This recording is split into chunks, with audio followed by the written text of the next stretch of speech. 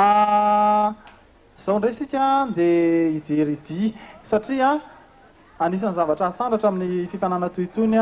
ny fomba fitafy malagasy ary dia hoentina mitety any Madagasikara mihitsy ianao amin'reto akanjo maromaro sy reto soradia maromaro reto miaraka amin'ry Divin Zanagasy ny lohatenin'ny hira dia manasa anareo raha-kafy an'izay fitetezana ny Madagasikara izay.